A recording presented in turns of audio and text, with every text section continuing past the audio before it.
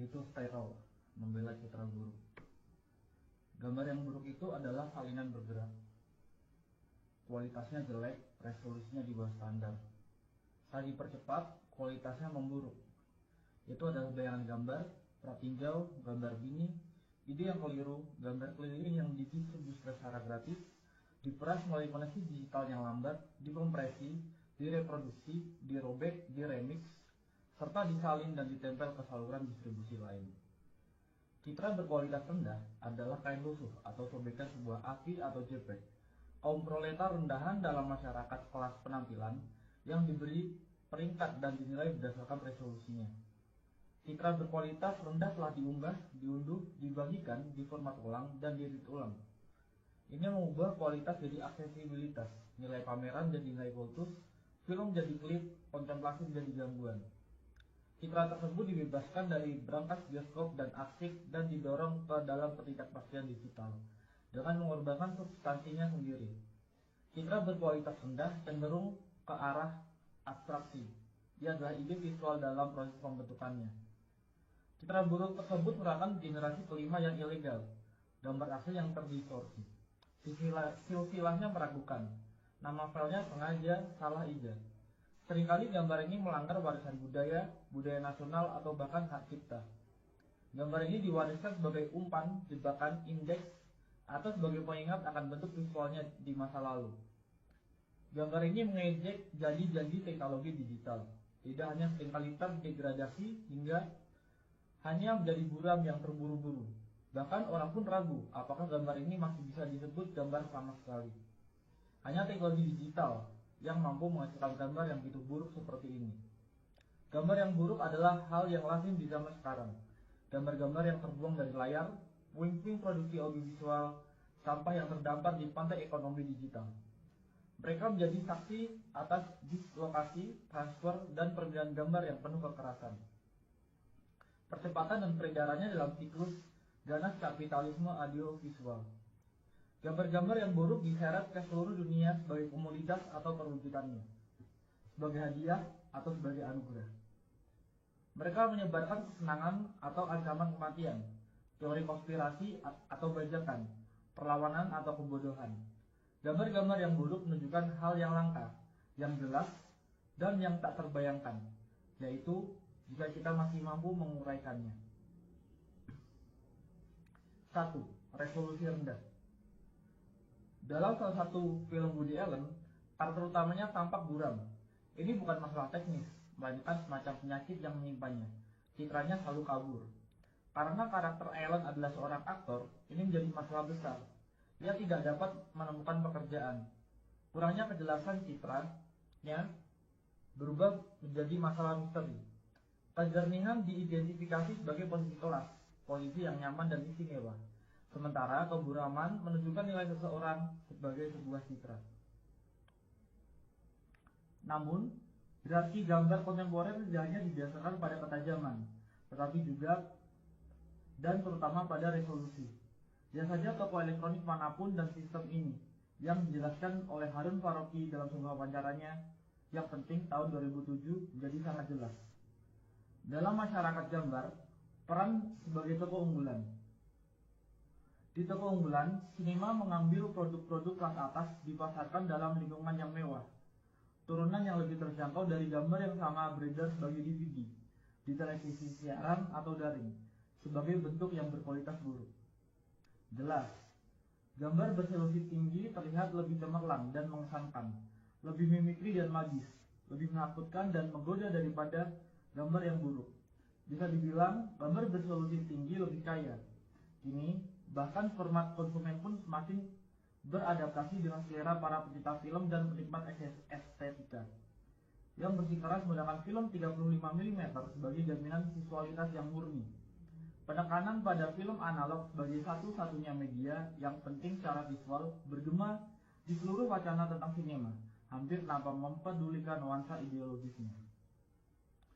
Tidak pernah menjadi masalah bahwa ekonomi produksi film kelas atas ini dan masih berakar kuat dalam sistem budaya nasional, produksi studio kapitalis, kultus kejeniusan yang sebagian besar laki-laki dan versi asli dan karenanya seringkali konservatif dalam struktur dasarnya. Resolusi diagungkan seolah-olah ketiadaannya sama dengan pengibirian sang pengarang. Pemujaan terhadap ukuran film mendominasi bahkan produksi film independen. Citra yang kaya tersebut menciptakan hierarki tersendiri dengan teknologi baru yang menawarkan semakin banyak kemungkinan untuk secara kreatif merusak citra tersebut. 2. Pembangkitan sebagai gambaran yang buruk. Namun, bersikeras pada penggunaan gambar yang kaya juga memiliki konsekuensi yang lebih serius. Seorang pembicara dalam konferensi esai film baru-baru ini menolak untuk menampilkan cuplikan dari karya Humphrey Jennings karena tidak tersedia proyektor film yang memadai. Meskipun pembicara memiliki pemutar DVD dan proyektor video standar, para hadirin dibiarkan membayangkan seperti apa tampilan gambar-gambar tersebut. Dalam kasus ini, ketidakjelasan gambar tersebut disebabkan oleh kurang lebih bersifat sukarela dan berdasarkan premis estetika. Tetapi, hal ini menjadi padanan yang jauh lebih umum berdasarkan konsekuensi kebijakan neoliberal. 20 atau bahkan 30 tahun yang lalu, restrukturasi neoliberal, produksi media mulai perlahan-lahan mengaburkan citra non-komersial, hingga pada titik di mana sinema eksperimental dan esai hampir tidak terlihat. Karena jadi sangat mahal, biaya untuk terus memutar karya-karya ini di bioskop sangat mahal, sehingga dianggap terlalu marginal untuk ditayangkan di televisi. Dengan demikian, karya-karya tersebut perlahan menghilang bukan hanya dari bioskop, tetapi juga dari ruang publik. Esai video dan film eksperimental sebagian besar tetap tidak terlihat kecuali beberapa pemutaran langka di museum film metropolitan atau klub film yang diproyeksikan dalam resolusi aslinya sebelum menghilang lagi ke dalam kegelapan arsip. Perkembangan ini tentu saja terkait dengan radikalisasi neoliberal dari konsep budaya sebagai komoditas, komersialisasi sinema, penyebarannya ke bioskop multiplex, dan marginalisasi pembuat film independen. Hal ini juga terkait dengan restrukturasi industri media global dan pembentukan monopoli alat audiovisual di negara atau wilayah tertentu. Dengan cara ini, materi visual yang resisten atau non-konformis menghilang dari permukaan ke dalam ruang bawah tanah berupa arsip dan koleksi alternatif yang hanya dipertahankan oleh jaringan organisasi dan individu yang berkomitmen yang akan membedakan salinan VHS bajakan di antara mereka sendiri. Sumber untuk ini sangat langka. Aset berpindah dari tangan ke tangan bergantung pada informasi dari mulut ke mulut di dalam lingkaran tertentu. Dari teman dan kolega. Dengan adanya kemungkinan untuk melakukan streaming video online, kondisi ini mulai berubah secara dramatis. Semakin banyak materi langka muncul kembali ke platform yang dapat diakses publik. Beberapa di antaranya dikurasi dengan cermat, contoh UBU web, dan beberapa hanya berupa tumpukan barang, yakni YouTube. Saat ini setidaknya ada 20 torrent esai film Prismaker yang tersedia secara online. Jika Anda mengikat retrospektif, Anda bisa mendapatkannya. Tapi, ekonomi gambar berkualitas rendah lebih dari sekedar unduhan. Anda dapat menyimpan filenya, menontonnya lagi, bahkan mengedit ulang atau memperbaikinya jika Anda merasa perlu, dan hasilnya beredar. File AVI buram dari karya-karya agung yang hampir terlupakan dipertukarkan di platform P2P semi rahasia. Video ponsel rahasia yang diselundupkan keluar dari museum disiarkan di YouTube. DVD tayangan tontonan para seniman diperdagangkan. Banyak karya sinema avant-garde, esai, dan non-komersial telah dihidupkan kembali sebagai gambar berkualitas rendah, suka atau tidak suka. 3. Privatisasi dan pembajakan. Kemunculan kembali cetakan langka karya-karya seniman militan, eksperimental, dan klasik, serta seni video sebagai gambar berkualitas rendah memiliki makna tersendiri. Situasi mereka menguatkan lebih dari sekedar isi atau tampilan gambar. Hal ini juga mengungkapkan kondisi marginalisasi mereka, konstelasi kekuatan sosial yang menyebabkan peredaran mereka secara daring sebagai citra yang buruk.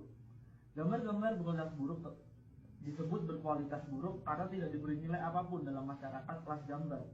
Statusnya sebagai gambar terlarang atau terdegradasi memberikan pengecualian dari kriteria tersebut. Kurangnya resolusi pada gambar-gambar tersebut membuktikan bahwa gambar-gambar itu telah dirampas dan dipindahkan. Jelas, Kondisi ini tidak hanya terkait dengan restrukturasi neoliberal produksi media dan teknologi digital, tetapi juga berkaitan dengan restrukturasi pasca sosialis dan pasca kolonial negara-negara bangsa, budaya mereka, dan arsip mereka. Sementara beberapa negara bangsa dibongkar atau runtuh, budaya dan tradisi baru diciptakan, dan sejarah baru dibangun. Hal ini jelas juga mempengaruhi arsip film dalam banyak kasus. Seluruh warisan cetakan film dibiarkan tanpa kerangka pendukung budaya nasionalnya, seperti yang pernah saya amati dalam kasus Museum Film di Sarajevo. Arsip nasional dapat menemukan kehidupan selanjutnya dalam bentuk toko penyewaan video. Saya bajakan merengges keluar dari arsip tersebut melalui privatisasi yang tak terorganisir. Di sisi lain, bahkan perusahaan Inggris pun menjual isinya secara online dengan harga yang sangat tinggi.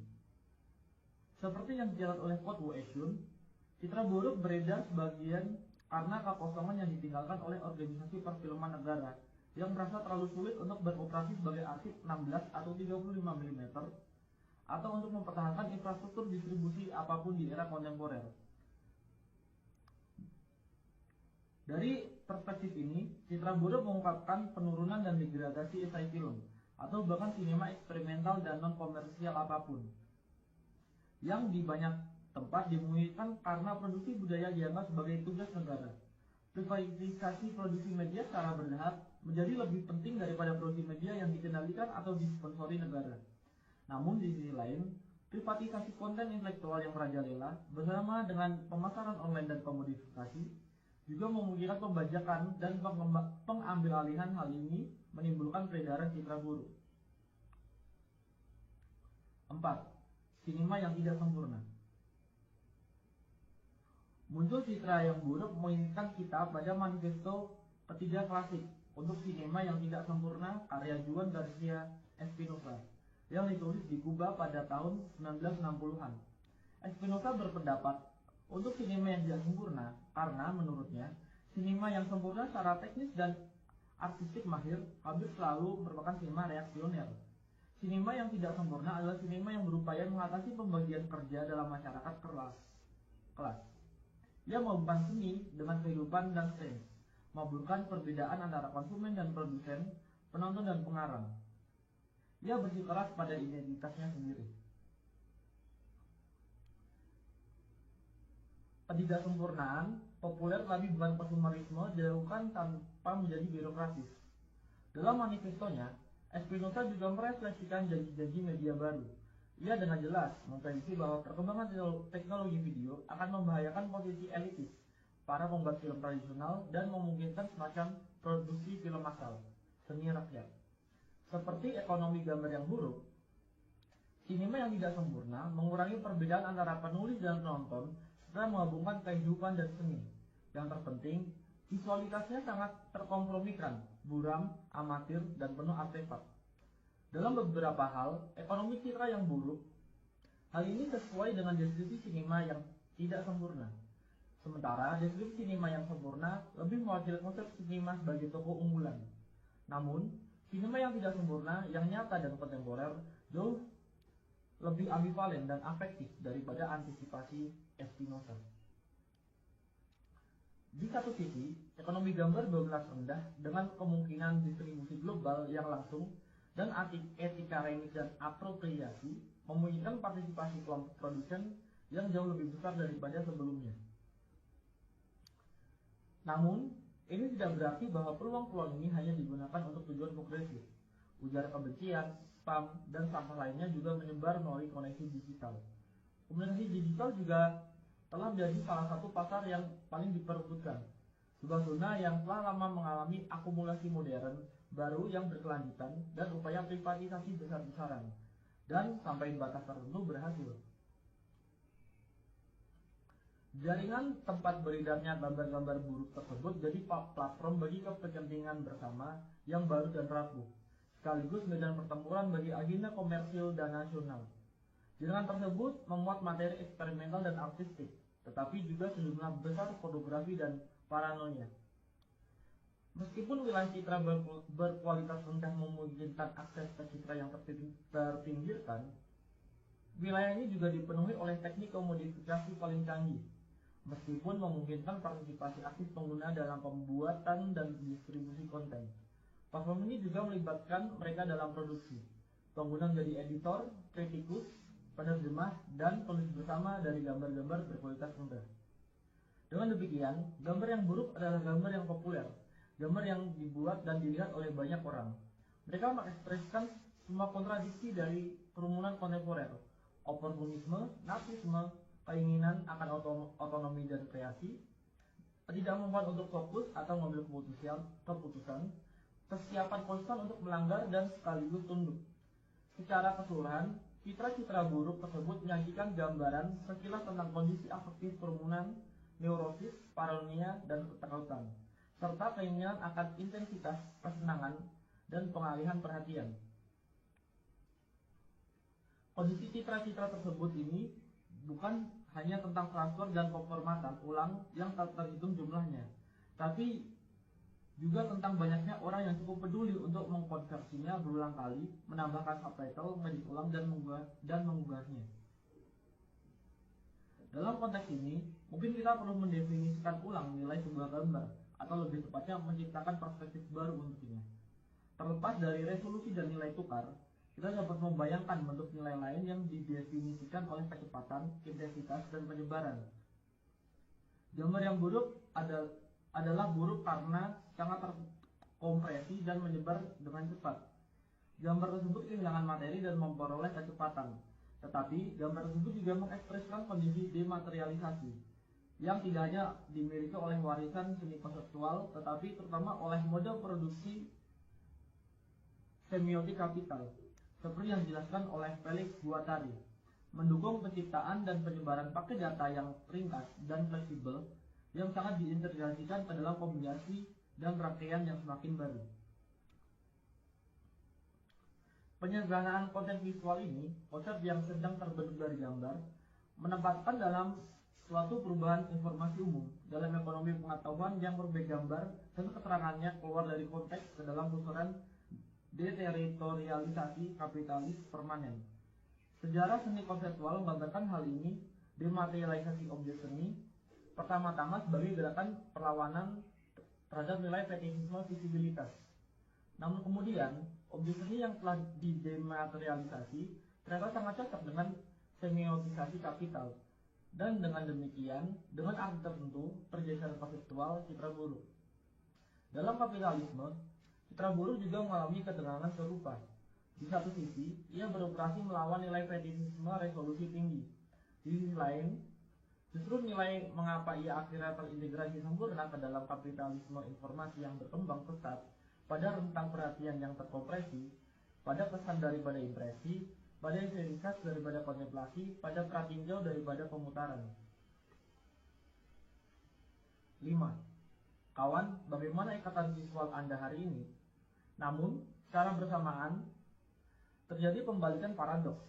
Peredaran gambar-gambar berkualitas rendah menciptakan sebuah sirkuit yang memenuhi ambisi awal sinema militan dan beberapa esai dan eksperimental untuk menciptakan ekonomi gambar alternatif, sebuah sinema yang tidak sempurna yang ada di dalam maupun di luar dan di bawah arus media komersial.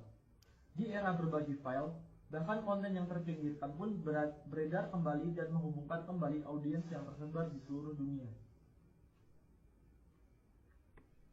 Citra buruk tersebut dengan demikian membangun anonimitas. Jaringan global menciptakan sejarah bersama. Ia membangun aliansi saat penyebar, memicu menerjemahkan atau salah tafsir, dan menciptakan publik serta debat baru. Dengan kehilangan substansi visualnya, ia mendapatkan kembali sebagai kekuatan politiknya dan menciptakan aura baru di sekitarnya. Aura ini tidak lagi didasarkan pada kekekalan asli, tetapi pada sifat sementara salinannya. Ia tidak lagi berlaku ke dalam ruang publik klasik yang dimediasi dan didukung oleh kerangka negara bangsa atau korporasi, tetapi mengambang di permukaan kumpulan data yang sementara dan meragukan.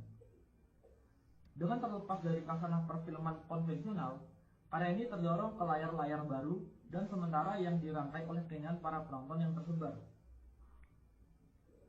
Oleh karena itu, peredaran gambar-gambar yang buruk menciptakan ikatan visual. Demikian juga Chertoff pernah menyebutnya.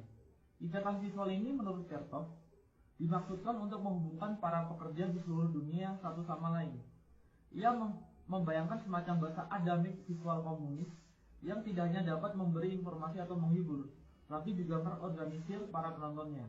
Dalam arti tertentu, mimpinya telah menjadi kenyataan, meskipun sebagian besar di bawah kekuasaan kapitalisme informasi global yang audiensnya terhubung hampir secara fisik melalui kegembiraan bersama keselarasan afektif dan kecemasan. Namun, ada juga peredaran dan produksi gambar berkualitas rendah yang dihasilkan oleh kamera ponsel, komputer rumahan, dan bentuk distribusi yang tidak konvensional.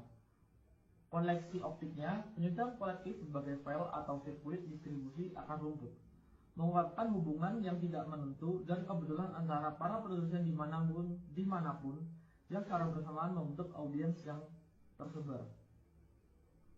Peredaran gambar-gambar berkualitas buruk memicu baik jalur perakitan media kapitalis maupun ekonomi audiovisual alternatif. Selain banyak kebingungan dan penyeranan, hal ini juga berpotensi menciptakan gerakan pemikiran dan pengaruh yang mengganggu. Peredaran gambar berkualitas rendah dengan demikian memulai babak lain dalam dianologi histori sirkuit informasi non-konformis, ikatan visual filter, pedagogi pekerja internasionalis yang dijelaskan oleh Peter Weiss dalam The Aesthetic of Resistance, sirkuit sinema ketiga, dan trikontinentalisme, pembuatan film dan pemikirnya yang tidak berpihak. Gambar berkualitas rendah, betapapun ambivalennya statusnya, dengan demikian mengambil tempat dalam dianologi pamflet yang disalin karbon, film agitprop kereta api, majalah video bawah tanah, dan materi non-konformis lainnya, yang secara estetika sering menggunakan materi berkualitas rendah. Selain itu, hal ini juga mengaktualisasikan kembali banyak gagasan historis yang terkait dengan sirkuit-sirkuit ini, antara lain gagasan Verlas tentang ikatan visual. Bayangkan seseorang di masa lalu dengan baret bertanya kepada Anda, "Kawan, apa ikatan visual Anda hari ini?" Anda mungkin menjawab, "Ini adalah tautan ke masa kini." 6. Sekarang. Citra buruk tersebut mewujudkan nasib setelah kematian banyak mahakarya sinema dan seni video di masa lalu. Karya-karya tersebut telah diusir dari surga terlindungi yang tampaknya pernah menjadi milik sinema. Setelah dikeluarkannya dari arena budaya nasional yang terlindungi dan seringkali proteksionis, dibuang dari peredaran komersial, karya-karya ini menjadi pengembara di tanah tak bertuan digital, terus-menerus mengubah resolusi dan formatnya, kecepatan dan medianya, bahkan terkadang kehilangan nama dan kredit di sepanjang jalan. Sekarang banyak dari karya-karya ini kembali sebagai gambar yang buruk, saya akui. Tentu saja orang bisa berpendapat bahwa ini bukanlah yang asli, tetapi kemudian, tolong siapapun, tunjukkan kepada saya yang asli. Citra buruk tersebut bukan lagi tentang hal yang sebenarnya yang asli dan orisinal. Sebaliknya, ini tentang kondisi eksistensinya yang nyata, tentang sirkulasi kerumunan, penyebaran digital, temporalitas yang terpecah-pecah dan fleksibel. Ini tentang pembangkangan dan mengappropriation, sama seperti tentang konformisme dan eksploitasi. Singkatnya, ini tentang realitas.